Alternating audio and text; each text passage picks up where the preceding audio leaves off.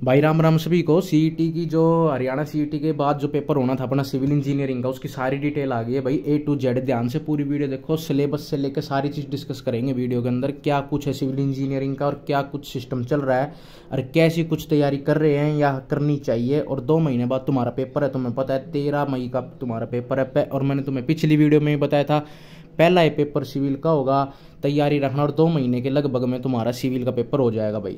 और पोस्ट भी लगभग कुछ ज़्यादा हो चुकी है, 800 प्लस पोस्ट पहुंच गई है। टोटल लगभग लगा लो 880 कुछ बता रहे हैं पोस्ट है तुम्हारी सिविल की, जिसमें जेई प्लस में कुछ और भी बहुत अच्छी अच्छी पोस्ट भी दी हुई है। तो बात कुछ ऐसी है, बच्चे पूछ रहे थे कि भाई क्या कुछ सिलेबस है, तो थोड़ा सिलेबस पे और पहले थोड़ा ना पोस्ट पे डिस्कस कर लेते हैं क्या कुछ पोस्ट है। एक बार देखो जो सीईटी ने नोटिफिकेशन निकाला है, तो मैं बता दूं कि जो 16 मार्च है, 16 मार्च से तुम्हारा प्रेफरेंस भरने का सिस्टम शुरू हो जाएगा। प्रेफरेंस का क्या मतलब कि तुम्हें कौन सा पेपर पहला देना है, कौन सा पेपर को तुम्हें पहले चुनना है, और फिर तुम बाद में और कौन कौन से पेपर में इंटरेस्टेड हो। और वो जो फॉर्म निकलेगा 16 तारीख के बाद, 16 मार्च के बाद, उसके अंदर तुम्हें और भी बहुत सारी डिटेल दोबारा भरनी होगी। जो डिटेल तुम भरोगे और जो एप्लीकेशन तुम अप्लाई करोगे उसको डाउनलोड भी कर लेना और अपने पास एज अ हार्ड कॉपी भी रख लेना, ठीक है। उसके अंदर ऐसा कुछ लिखा हुआ है, वो नोटिफिकेशन मैं पूरा का पूरा तुम्हें टेलीग्राम चैनल पे मैंने डाल रखा है, वहाँ जाके तुम आराम से उसे पढ़ सकते हो, ठीक है। और कुछ दिक्कत हो कमेंट मार देना। आगे बात समझ में, आगे चलते हैं। ये देखो कुछ भयंकर सिस्टम इन्होंने बता दिया है कि कहाँ कुछ पोस्ट थी। ये देखो तुम्हारी बढ़िया डिपार्टमेंट, कुछ चीज़ डिपार्टमेंट जिसे हम कहते हैं, एग्रीकल्चर डिपार्टमेंट में सेक्शन ऑफिसर ले भाई 4 पोस्ट जनरल की, ठीक है। और दूसरी कैटेगरी में इसकी पोस्ट नहीं है। और देखो और बहुत सारी पोस्ट है, इसे पढ़ लेना ध्यान से। DHVBN में भी 6 पोस्ट है। डेवलपमेंट एंड पंचायत बहुत बढ़िया डिपार्टमेंट है, 160 पोस्ट तो जनरल की है, और सारी फलाना टिकड़ा मिला के 400 कुछ पोस्ट तो इसके अंदर ही है, डेवलपमेंट एंड पंचायत के अंदर। फिर उसके आएगा फिशर्स सेक्शन ऑफिसर, इसमें भी 3 मांग रखे हैं, ठीक है। और तुम्हारा हरियाणा डेयरी डेवलपमेंट कॉरपोरेशन के अंदर 2 पोस्ट है। और कुछ मोटी पोस्टों के बारे में देखते हैं। देखो और तुम्हारी है PWD में, बहुत बढ़िया डिपार्टमेंट है भाई, बहुत बढ़िया डिपार्टमेंट है PWD। इसके अंदर भी 110 पोस्ट दिखा रहा है। और तुम्हारी और अच्छी पोस्ट तुम्हारी अर्बन लोकल बॉडीज़, बहुत अच्छी डिपार्टमेंट है, इसके अंदर भी बहुत तगड़ी पोस्ट है। Urban local bodies municipal engineer, बहुत अच्छी पोस्ट है ये वाली भी।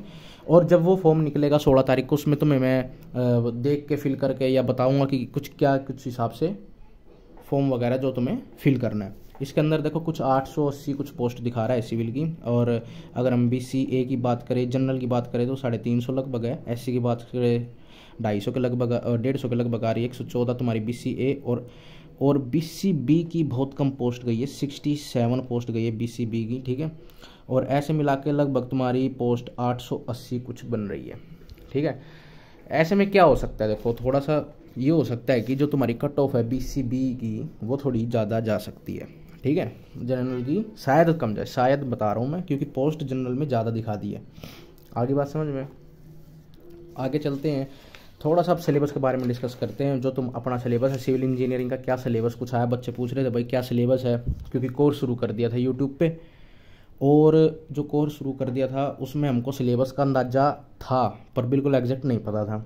अब जो अंदाज़ा लगाया था वो बिल्कुल एक्यूरेट था, उसके हिसाब से जो करवाना चाहिए था बिल्कुल वही चल रहा था। हमने सोयल स्टार्ट करी थी, और तुम अगर सोयल के अंदर जाना चाहो तो इसके अंदर तुम देख सकते हो जो हमने अभी तक करा है वो बिल्कुल यही करा है। ना ज़्यादा अंदर गए हैं, ना कुछ चीज़ छोड़ी नहीं, तो देखो दूर की बात है, जो हम कर रहे हैं उसमें सब कुछ ही कवर हो रहा है। और पर हमने फालतू भी नहीं पढ़ा है बिल्कुल बहुत अच्छे तरीके से हमने ना यूँ लगा लो तुम्हारा 60 से 70% सिलेबस सोयल का ख़त्म कर दिया है, ठीक है। अब हमारा soil exploration, bearing capacity, shear strength, foundation, तुम्हारा ये सिस्टम रह रहा है और लगभग हो चुका है सोयल में, ठीक है। और इसी स्पीड से चलते रहे, थोड़ा होली के चक्कर में वीडियो नहीं आई रही थी। अब अगर इसी स्पीड से चलते रहे तो क्या होगा, तुम्हारा महीने भर में या 1.5 महीने में तुम्हारा सिलेबस सिविल का ख़त्म हो जाएगा मोटा मोटी। जो मैं तुम्हें करा रहा हूँ PYQ के क्वेश्चंस प्लस मैं थ्योरी करा रहा हूँ, उसको ध्यान से कर लेना और उसको बार बार रिवाइज कर लेना। सिलेबस होने के बाद भी 1 महीना तुम्हारे पास बचेगा। उसके अंदर तुम्हें जो SSC JEE के मैं जो क्वेश्चन बार बार बता रहा हूँ, SSC JEE की जो तुम बुकलेट ले लेना, चाहे तुम कहीं से भी तैयारी कर रहे हो तो तुम्हारे पास ये 2 चीज़ होनी चाहिए। SSC JEE की PYQ ले लेना, ठीक है, किसी भी कंपनी की मिलती हो बढ़िया, ठीक है। ये SSC JEE की PYQ ले लेना, ये चीज़ तुम्हें कर लेनी है, ठीक है। और अगर जो तुम थोड़ा बहुत कंसेप्ट क्या भूल जाते हो पढ़ने के बाद, तो सिविल बूस्टर नाम की एक बुक आती है, वो भी ले लेना, ठीक है। उसको भी डेली बेस पे तुम उसके 10 से 20 पेज डेली पढ़ना, ठीक है। और अगर हम डिटेल सिलेबस की बात करें इसके अंदर देखो क्या है कि देखो सबसे पहले ध्यान से देखो 30% अपनी क्या आनी है, अपना आना है नॉन टैक 30%, और उसमें से भी नॉन टैक में से भी 10% तुम्हारा क्या होगा, कंप्यूटर होगा। तो अभी तुम्हें कहाँ कहाँ फोकस करना है सिविल इंजीनियर वालों, सुन लो, ठीक है। कहाँ कहाँ करना है, 10% जो तुम्हारी कंप्यूटर आ रही है ना, इसको पक्की करना।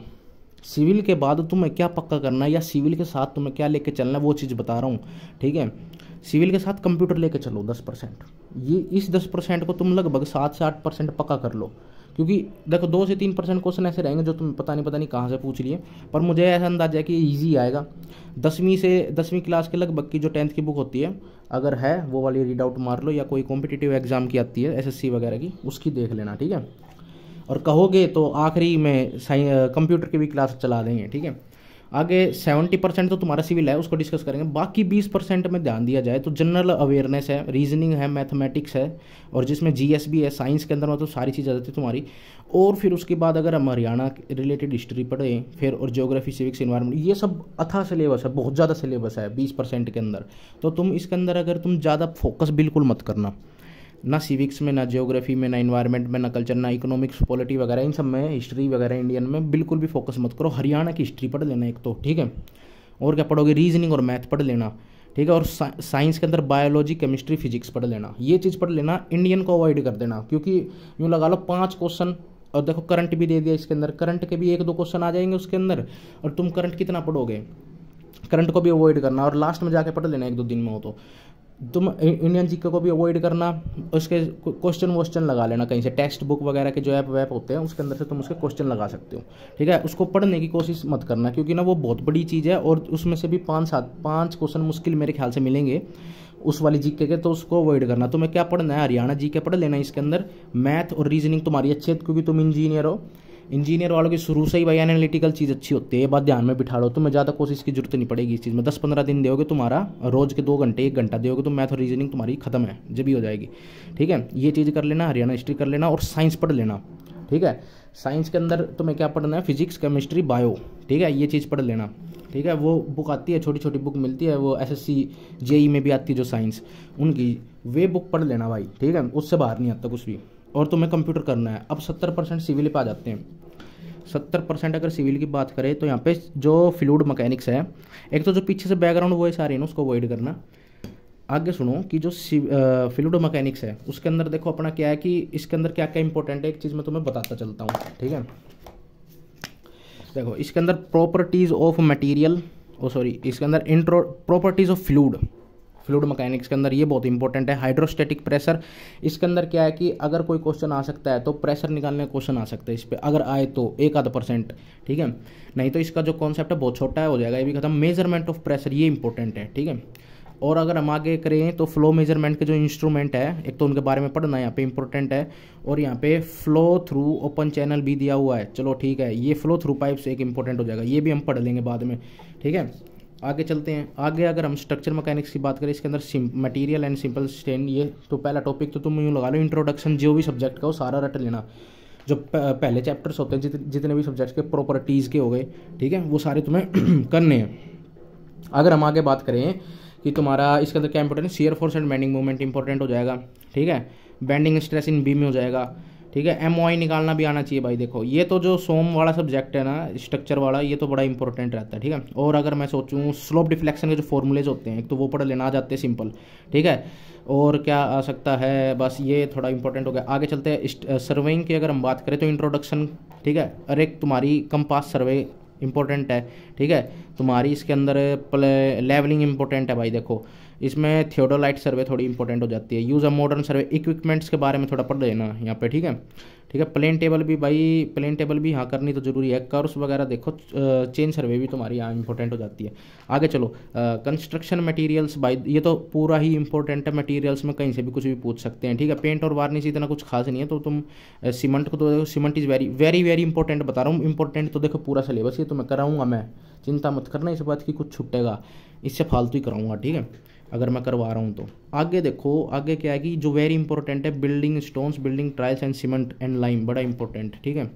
टिम्बर्स के बारे में, ये थोड़ा इंपॉर्टेंस हो जाएगा। आगे चलो, बिल्डिंग कंस्ट्रक्शन की अगर हम बात करते हैं, यहाँ पे मशीनरी इंपॉर्टेंट, ठीक है, और dam proofing, water proofing, floors, roof, stairs, ये इंपॉर्टेंट हो जाएगा। इंट्रोडक्शन पढ़ लेना इसमें, फाउंडेशंस भी इंपॉर्टेंट है। आगे चलते हैं, बिल्डिंग सर्विस, ये भी बहुत इंपॉर्टेंट चीज़ है। और तुम्हारा इंटीरियर डेकोरेशन है, ये चीज़ नहीं देनी। फ्लोरिंग्स के बारे में थोड़ा ज्ञान होना चाहिए। कंक्रीट टेक्नोलॉजी की बात करें तो यहाँ integrated in concrete very important. Water cement ratio, workability, properties of concrete very important. भाई ये इसको सर्कल लगा लो, ये तो बहुत अच्छे से करेंगे, ठीक है। एडमिक्सचर नहीं, प्रपोर्शनिंग एंड नॉर्मल कंक्रीट भी इंपॉर्टेंट है। कंक्रीटिंग ऑपरेशंस, ठीक है। Important method, non destructive test के बारे में पता थोड़ा बहुत, जो वो रिबाउंड हैमर टेस्ट वगैरह होते हैं उनके बारे में बहुत अच्छे से पढ़ लेना। आगे वाटर सप्लाई की अगर हम बात करें तो यहाँ पे क्वालिटी ऑफ वाटर बड़ा इंपॉर्टेंट हो जाता है, ठीक है। क्वांटिटी एंड क्वालिटी वाटर दोनों इंपॉर्टेंट है। Water treatment, brief introduction, brief introduction का मतलब है तुम्हारे सेडिमेंटेशन वगैरह वगैरह जो प्रोसेस होते हैं उनके बारे में विद इन डिटेल, सीक्वेंस क्या होती है, प्राइमरी सेडिमेंटेशन, सेकेंडरी सेडिमेंटेशन क्या होता है, वो सब कुछ पता होना चाहिए। ये ब्रीफ का मतलब यहाँ पे ये है, ठीक है। Conveyance system, laying out pipe, building water supply भी ठीक ठाक है। वेस्ट वाटर की बात करें तो यहाँ पे आ जाएगा तुम्हारा सीवेज करेक्टरिस्टिक, बड़ा इंपॉर्टेंट, ठीक है। और तुम्हारा आ जाएगा natural method of sewage disposal, sewage treatment बड़ा इंपॉर्टेंट ये वाला, ठीक है। ये वेरी इंपॉर्टेंट बता रहा हूँ मैं तुम्हें। आगे चलते हैं। आगे अगर हम बात करें कौन सी, इरीगेशन की। भाई इरीगेशन की अगर हम बात कर रहे हैं तो यहाँ पे जो इरीगेशन है तुम्हारा, इसमें water requirement of crop important है। Hydrological catchment area run off बहुत इंपॉर्टेंट है। मेथड ऑफ इरीगेशन इंपॉर्टेंट है। जो शुरू के जो तुम्हारे 2-3 चैप्टर होते हैं सभी सब्जेक्टों में। हाँ, एक बात ध्यान दो, जो ये सिलेबस है तुम्हारा डिप्लोमा लेवल का है। ये देखो क्या लिखा हुआ है यहाँ, एग्जाम का लेवल रहेगा डिप्लोमा का। तो डिग्री वालों जो तुम अपनी बुक लेके बैठे हो उन्हें देख के टॉपिक मत खोल लेना, उसमें न्यूमेरिकल्स भी ज़्यादा दिए होते हैं, ठीक है। तो ये डिप्लोमा लेवल का आएगा। अब मैंने तो डिप्लोमा करा था देखो अपने टाइम पे, तो उस डिप्लोमा के बुक में न्यूमेरिकल्स होते थे कम, थ्योरिटिकल ज़्यादा थे। थ्योरिटिकल में भी कौन से सब्जेक्ट्स कौन से इंपॉर्टेंट थे, एस्टिमेशन वगैरह, ठीक है। तो ऐसी चीज़ करनी है तुम्हें, डिप्लोमा लेवल की तैयारी करनी है, ठीक है। थ्योरिटिकल बहुत मजबूत होना चाहिए तुम्हारा, आगे बात समझ में। तो थ्योरेटिकल पार्ट को पक्का करेंगे, ये डिप्लोमा लेवल का पेपर आएगा, ठीक है। अबव डिप्लोमा लेवल के, मॉडरेट से अबव के लेवल का डिप्लोमा का जो सिस्टम है वो रह सकता है देखो पेपर में, ठीक है। डिग्री वाले हैं और तुम कहोगे एलिजिबल कौन है, एलिजिबल है। मिनिमम क्वालिफिकेशन क्या मांग रखी है, देखो एक मिनट ये रह गया था। मिनिमम क्वालिफिकेशन ना अपनी इसमें डिप्लोमा इन इंजीनियरिंग मांग रखी है, ठीक है। 3 year diploma in engineering from any institute वगैरह वगैरह, ठीक है, ये मांग रखी है। या तुम्हारे पास डिग्री हो, इससे बड़ी तुम्हारे पास डिग्री भी हो सकती है, आगे बात समझ में। और क्या लिखा हुआ है, diploma in civil any recognise institute, या फुल टाइम तुम्हारी बैचलर डिग्री हो, ठीक है। 60 मार्क्स होने चाहिए मिनिमम। और वैसे दूसरी कैटेगरी के लिए, SC कैटेगरी के लिए 55 मार्क्स होने चाहिए मिनिमम, ठीक है। 3 year diploma minimum 2 year experience. First division का कई पोस्टों में ना, हाँ मैंने पढ़ा था कि फर्स्ट डिवीज़न का डिप्लोमा मांगा हुआ है विद 2 ईयर मिनिमम क्वालिफिकेशन। या तुम्हें पता है क्या डिग्री मांगी हुई है, अगर एक्सपीरियंस डिप्लोमा के साथ है या तुम्हारे पास डिग्री है तो वो भी चल जाएगी, विदाउट एक्सपीरियंस डिग्री भी, ठीक है। और अगर हम बात करें इंजीनियरिंग, ठीक है भैया। तो ओवरऑल देखो मैक्सिमम जो पोस्ट है उसके अंदर तुम्हें अपना खाली डिप्लोमा मांग रखा है, मतलब मिनिमम क्वालिफिकेशन है ये। तुम डिग्री वाले भी आराम से भर सकते हो इसके अंदर, ठीक है। आगे चलते हैं। आगे इन्होंने क्या कह रखा है, वाटर, इसमें क्या कह रखा है, रिवर ट्रेनिंग वर्क्स भी, ना ये वाला नहीं, इसके अंदर तुम्हारा कैनाल हेड वर्क्स भाई, ठीक है, ये इंपॉर्टेंट हो जाएगा। रिवर ट्रेनिंग वर्क्स भी इंपॉर्टेंट है। हाईवे की अगर हम बात करें, geometric design, highway survey and plan important है। रोड मटेरियल्स, रोड पेमेंट्स, हिल रोड्स नहीं है, रोड ड्रेनेज हल्का फुल्का, road maintenance, road construction equipments, ये बहुत इंपॉर्टेंट्स मैंने जो बता दिए। सॉइल एंड फाउंडेशन के अंदर हमने देखो भाई ये सब कर लिया है जो इंपॉर्टेंट है, सारे इंपॉर्टेंट है सॉइल में, ठीक है, ये इंपॉर्टेंट है। और तुम्हारा सीयर स्ट्रेंथ करेक्टरिस्टिक इंपॉर्टेंट है। Compaction, soil exploration, bearing capacity, foundation. Soil तो एक बहुत मोटा सब्जेक्ट है भाई, ये बड़ा इंपॉर्टेंट है, इसमें से कुछ भी आ सकता है, ठीक है। इन्वायरमेंट एजुकेशन की बात करें तो यहाँ पे अपना पहला तो बड़ा इंपॉर्टेंट है देखो डेफिनेशंस वगैरह जो भी तुम्हारी। सोर्स ऑफ पोल्यूशन, ये बहुत इंपॉर्टेंट टॉपिक है, ठीक है। आगे चलते हैं solid waste management, cause and measurement, solid waste management भी ठीक ठाक टॉपिक है। माइनिंग और डिफरेंस भी एक अच्छा टॉपिक है, इसमें से भी क्वेश्चन आने के चांस है। ये छोड़ो, role of non conservation other current issues. देखो करंट इशूज़, देखो इससे ये पता चलता है कि ना जो तुम्हारा सिविल का पेपर होगा ना 70% के अंदर भी कुछ करंट इशूज़ के बारे में डिस्कशन आ सकता है भाई। देखो इस पे हम डिस्कस करेंगे जब हम अपन इन्वायरमेंट की क्लास करेंगे, तो current issues in environmental pollution क्या चल रहे हैं फिलहाल, global warming, green house depletion, और इन सब के बारे में डिस्कस करेंगे, और सभी इन्फॉर्मेशन और इन्वायरमेंटल इम्पैक्ट असेसमेंट के बारे में थोड़ा पढ़ेंगे, ठीक है, ये भी इंपॉर्टेंट है। तो अर्थक्वेक रेजिस्टेंस बिल्डिंग भी है इसमें, वाह भाई वाह।